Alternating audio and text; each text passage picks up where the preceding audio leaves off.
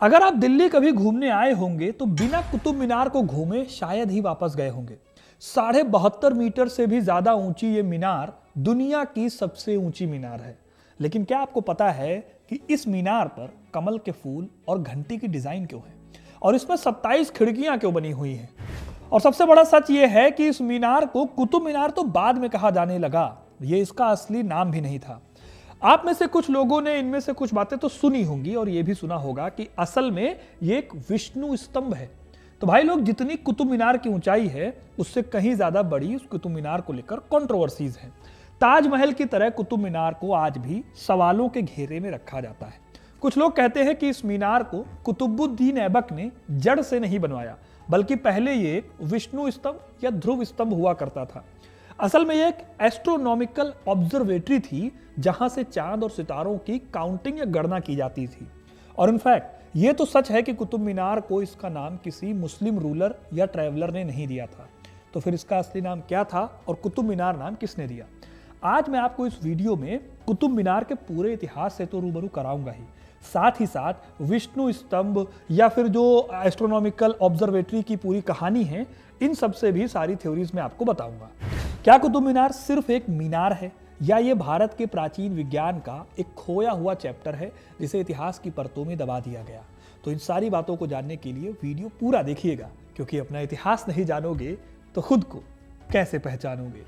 दोस्तों, यूपीएससी आज भी इंडिया के सबसे टफ एग्जाम्स में से एक है। हर साल 10 लाख लोग इस एग्जाम के लिए अपीयर होते हैं या फॉर्म भरते हैं। अब यूपीएससी के लिए पढ़ते तो सब हैं, पर प्रीलिम्स वही निकालते हैं जो सही टाइम पर खुद को टेस्ट करते हैं। और सेल्फ टेस्टिंग का वो फॉर्मूला हमने एक्सपर्ट्स के साथ मिलकर महीनों की मेहनत के बाद तैयार किया है, वो भी सिर्फ आपके लिए। हिस्ट्री कनेक्ट की यूपीएससी टेस्ट सीरीज को हमने इसी पर्पस से डिजाइन किया है कि आपका प्रोकास्टिनेशन खत्म हो जाए, टाल मटोल वाली बातें ना रह जाएं। एक प्रॉपर टाइम बाउंड शेड्यूल के साथ आपको 15 टेस्ट मिलेंगे जो पूरे सिलेबस को कॉम्प्रिहेंसिव तरीके से कवर करेंगे। इसमें सिर्फ आंसर नहीं होंगे बल्कि इन डेप्थ एक्सप्लेनेशन मिलेगी आपको, जो आपको यूपीएससी माइंडसेट में ट्रेन करेगी।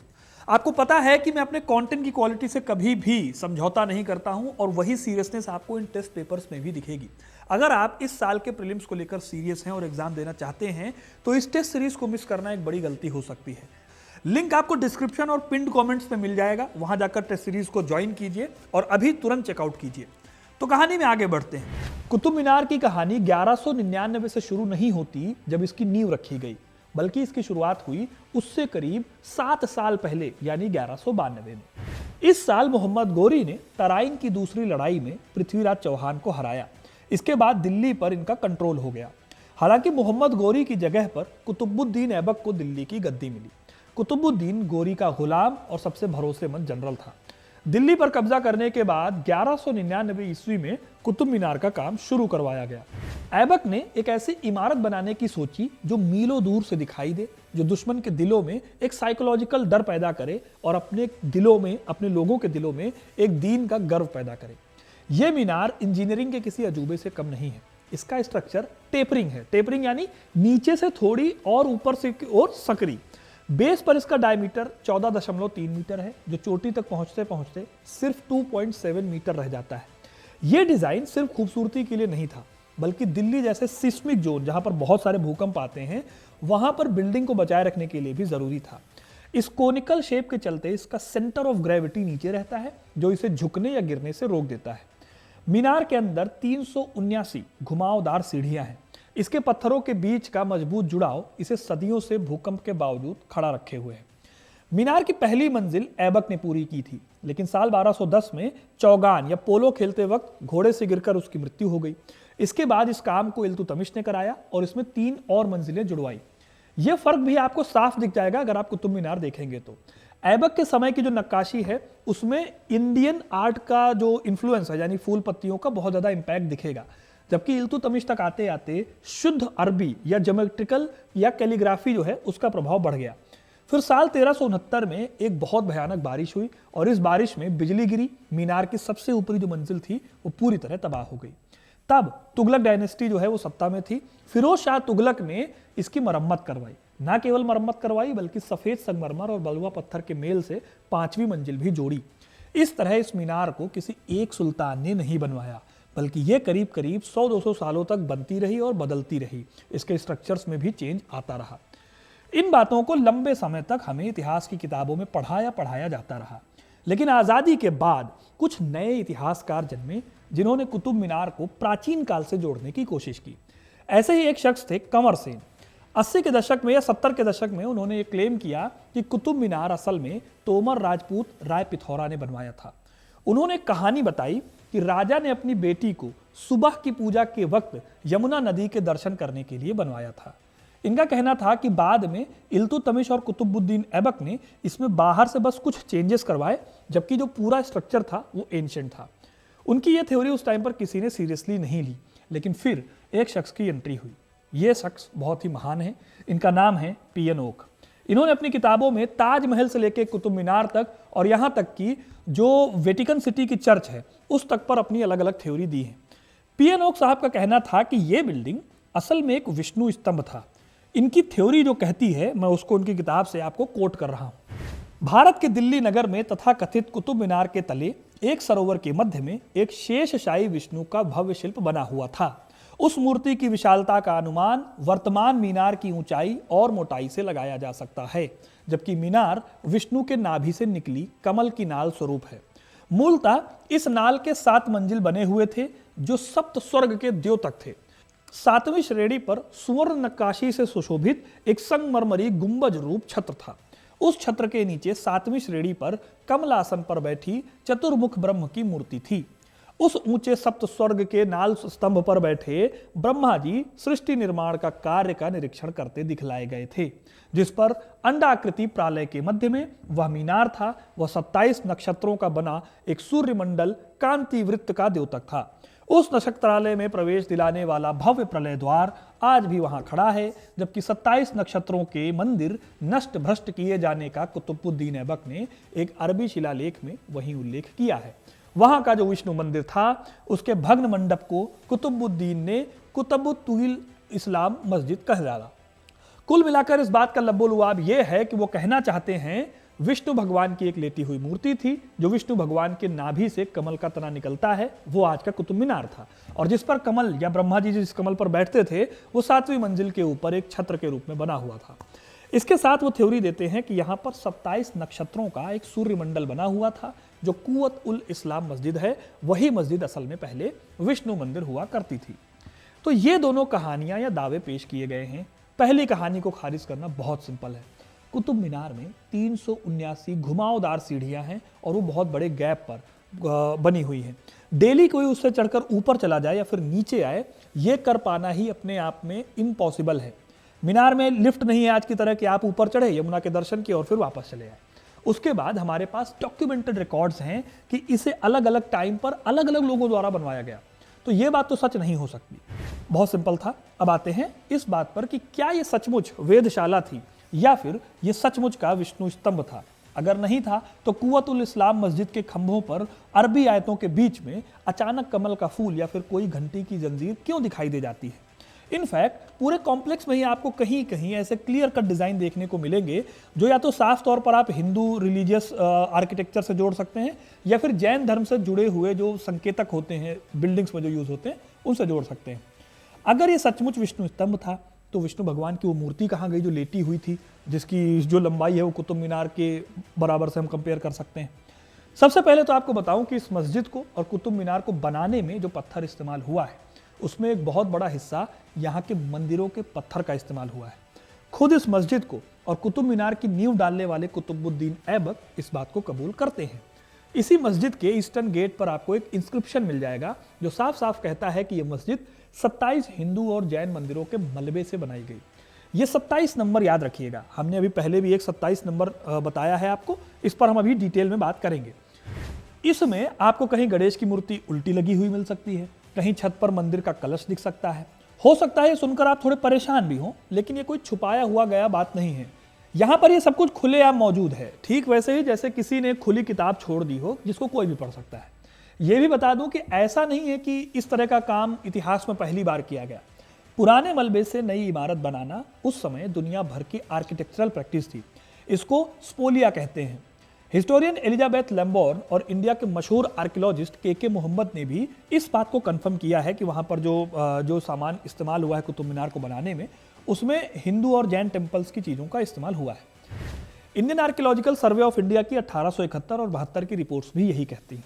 हालांकि पूरे कॉम्प्लेक्स में कोई ऐसा सबूत नहीं मिलता जो ये कहता हो कि ये कुतुबुद्दीन ऐबक ने मंदिर तोड़वाए थे, जबकि वो ऐसा क्लेम करके खुद को महमूद गजनवी की तरह गाजी साबित कर सकता था, मुसलमानों के बीच में अपनी एक बहुत ही भयानक लेवल की इमेज बना सकता था, लेकिन उसने ऐसा नहीं किया।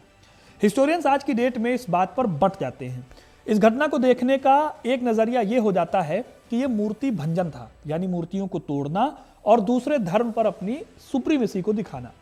कुव्वतुल इस्लाम मस्जिद का मतलब ही होता है इस्लाम की ताकत। अब नाम ही बता रहा है कि मकसद ताकत दिखाना था, लेकिन एक दूसरा नजरिया भी है। यह कहता है कि इन मंदिरों के अवशेषों से मीनार और मस्जिद बनवाना कुतुबुद्दीन के लिए एक प्रैग्मेटिक फैसला था, रादर देन एक रिलीजियस फैसला। ऐबक नया नया दिल्ली आया था, उसके पास बहुत सारे रिसोर्सेज और टाइम नहीं था। मीनार बनवाने के लिए पत्थर की खदान ढूंढना, पत्थर कटवाना और फिर उनको यहाँ पर लाके दोबारा उसमें बनवाने का काम करना, इस काम में सालों साल लग सकते थे। वहीं उसके पास बना बनाया मटेरियल था जो कि नो डाउट बहुत अच्छी क्वालिटी का था, वो पास में ही मंदिरों में मौजूद था। आपको याद दिला दूं कि आज जो कुतुब मीनार है जहां पर वो बना हुआ है, वो कभी तोमर और चौहान राजाओं की जगह होती थी, जिसे किला राय पिथौरा कहा जाता है।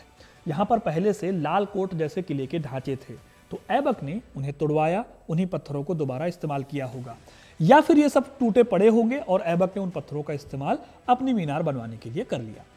एलिजाबेथ लैम्बोर्न नोट करती हैं कि शुरुआती शिलालेखों में अरबी अक्षर सही से अरेंज नहीं हैं, ये थोड़े टेढ़े मेढ़े बने हुए हैं। ऐसा इसलिए भी हुआ होगा क्योंकि हिंदुस्तान के कारीगरों को तब शायद अरबी आती ही नहीं थी, उनके लिए ये सब बस एक डिज़ाइन था जिसे वो कॉपी कर रहे थे। तो दोस्तों, कुतुब मीनार पहला इंडो इस्लामिक एक्सपेरिमेंट आप कह सकते हो। तुर्की स्टाइल को बनाने का काम इंडियन हाथ कर रहे थे। सबसे बड़ी बात यह है कि पीएन ओक जिस विष्णु स्तंभ की बात करते हैं, उसका भी कहीं कोई सबूत नहीं मिलता।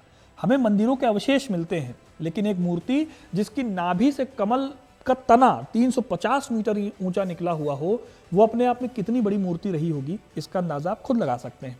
लेकिन फिर भी ऐसा कुछ भी नहीं मिला, ना ही इस तरह की मूर्ति का कहीं जिक्र उससे पहले के किसी सोर्स में मिलता है। देखा जाए तो ये दिल्ली का पहला इंडो इस्लामिक एक्सपेरिमेंट था, तुर्की दिमाग और हिंदुस्तानी हाथ। इंडियन आर्किटेक्चर पर अच्छा खासा काम करने वाले हिस्टोरियन पर्सी ब्राउन इसको तुर्की ताकत और भारतीय शिल्प कौशल का सबसे अच्छा मिक्स कहते हैं। अब आते हैं इस थ्योरी पर जो कहती है कि कुतुब मीनार असल में एक वेधशाला है, जिसे प्राचीन काल में चांद और तारों की पोजीशन देखने के लिए बनाया गया था। वेधशाला के लिए दावा किया जाता है कि 21 जून को, जो साल का सबसे बड़ा दिन होता है, उस दिन कुतुब मीनार की परछाई जमीन पर नहीं पड़ती, यानी गायब हो जाती है। और ऐसा इसलिए होता है क्योंकि इसे एक प्राचीन विज्ञान के तहत बनाया गया था। इस थ्योरी को भी देने का काम किया था the professor, none other than the man himself, mister PNO. लेकिन क्या सचमुच ऐसा होता है? जब आप इस दावे पर साइंस का एक बेसिक रूल लगाते हैं तो यह थ्योरी अपने आप थोड़ी सी गड़बड़ा जाती है। भूगोल यानी ज्योग्राफी का नियम कहता है कि जीरो शैडो जोन यानी परछाई का गायब होना सिर्फ उन जगहों पर हो सकता है जो कि कर्क रेखा और मकर रेखा के बीच में हो। लेकिन अगर आप हमारी दिल्ली की लोकेशन को देखेंगे तो ये कर्क रेखा के काफी ऊपर नॉर्थ में है। इसका मतलब यह है कि दिल्ली में सूरज कभी भी ठीक सर के ऊपर 90 डिग्री पर आ ही नहीं सकता। तो चाहे 21 जून हो या कोई और दिन, कुतुब मीनार की परछाई बनना तय है। वो छोटी हो सकती है लेकिन गायब नहीं हो सकती। तो नो शैडो वाला जो दावा है वो साइंटिफिकली फेल हो जाता है। लेकिन रुकिए, जैसा कि कहते हैं हर अफवाह में एक छोटा सा सच का टुकड़ा जरूर होता है। कुतुब मीनार जिस जगह पर खड़ी है उसका लैटिट्यूड 28.5 डिग्री है और एस्ट्रोनॉमी में ये नंबर बहुत जादुई है। भले ही सूरज यहाँ सर के ऊपर ना आए, लेकिन चांद हर 18 से 19 साल में एक बार इस लैटिट्यूड पर बिल्कुल सर के ऊपर आता है। इसे लूनर स्टैंड स्टिल कहते हैं। तो ये हो सकता है कि एंशिएंट टाइम में यहाँ कोई ऐसा स्ट्रक्चर रहा हो जहां पर इस तरह का काम होता हो एस्ट्रोनॉमी से रिलेटेड, जिससे आसमान को देखा जाता हो, प्लैनेट्स की स्टडी की जाती हो। लेकिन इसका मतलब ये नहीं है कि कुतुब मीनार का जो ढांचा हम आज देखते हैं वही असल में एक वेधशाला है। ऐसा मैं इसलिए भी कह रहा हूं क्योंकि एक वेधशाला सिर्फ एक ऊंची बिल्डिंग नहीं होती, उसके आसपास बहुत सारे स्ट्रक्चर होते हैं जो एस्ट्रोनॉमी से जुड़े हुए होते हैं। एग्जाम्पल के तौर पर आप जंतर मंतर को देखिए, वहां दीवारों पर, सीढ़ियों पर और फर्श पर डिग्री मिलेगी, टाइम मिलेगा और एंगल नापने के निशान मिलेंगे। कुतुब मीनार में ऐसा कोई भी साइंटिफिक मार्किंग हमें नहीं मिलता जो इसे एक यंत्र साबित करे। ऐसा कोई एविडेंस हमें नहीं दिखाई देता। दूसरी एक बड़ी बात बताऊं आपको, तो इस लोकेशन को ऐसे क्लेम किया जाता है जैसे कि बस यही एक सुटेबल जगह थी दिल्ली में ऐसी एक वेधशाला बनाने के लिए। लेकिन सच ये है कि सिर्फ कुतुब मीनार के पॉइंट पर ही नहीं, बल्कि दिल्ली अपने आप में एक पूरी पट्टी पर 28.5 डिग्री पॉसिबल है। इसका मतलब यह है कि अगर आप कुतुब मीनार की जगह तुगलकाबाद के किले पर खड़े हो या छतरपुर में खड़े हो, तो वहां भी चंद्रमा 18 साल में एक बार आपके सर के ऊपर जाएगा। यानी कि ये लोकेशन स्पेशल है नो डाउट, लेकिन सिर्फ यही लोकेशन स्पेशल है ये बात सही नहीं है। अब बात करते हैं विष्णु स्तंभ और 27 के नंबर की। आपको याद होगा मैंने वीडियो की शुरुआत में कहा था कि कुव्वतुल इस्लाम मस्जिद के गेट पर लिखा है कि इसे 27 मंदिरों को तोड़कर बनाया गया। अब इत्तेफाक देखिए, कोइंसिडेंस देखिए, कुतुब मीनार में कुल 27 खिड़कियां हैं और हमारे भारतीय ज्योतिष में 27 नक्षत्र होते हैं। ये कनेक्शन सुनने में बहुत फैसिनेटिंग लगता है। कई लोग मानते हैं कि 27 खिड़कियां असल में 27 नक्षत्रों को देखने के लिए ही बनाई गई थी, लेकिन हिस्टोरियंस इसका एक और अलग और प्रैक्टिकल नजरिया देखते हैं। वो कहते हैं कि जब कारीगरों ने मंदिर तोड़े तो उन्हें जो मलबे में पत्थर मिले उसी से मीनार खड़ी की गई। मंदिर की नक्काशी में 27 की संख्या शुभ मानी जाती थी, तो हो सकता है वही मटेरियल या वही डिजाइन पैटर्न इस्तेमाल किया गया हो, कॉपी कर लिया गया हो। या फिर यह भी हो सकता है कि 27 मंदिरों का मलबा इस्तेमाल हुआ, इसलिए प्रतीकात्मक रूप से 27 झरोखे रखे गए हों। तो इस तरह से जो एस्ट्रोनॉमिकल इंपॉर्टेंस बताई जाती है इन 27 मंदिरों की झरोखों की, उसको कई इतिहासकार जो है वो मानते नहीं है। अब ये आपके ऊपर डिपेंड करता है कि आप इसमें से क्या सही मानते हो। वो अपने अपने बायसेस हो सकते हैं, आप मुझसे एग्री और डिसएग्री कर सकते हैं, उसकी बात आप कमेंट में लिखकर बता सकते हैं। फिलहाल आगे चलूं तो आप ये जानकर हैरान हो जाओगे कि कुतुब मीनार का नाम किसी सुल्तान ने नहीं दिया है। इनफैक्ट अलग अलग सल्तनत काल के इतिहासकारों ने इसे अलग अलग नामों से बुलाया है।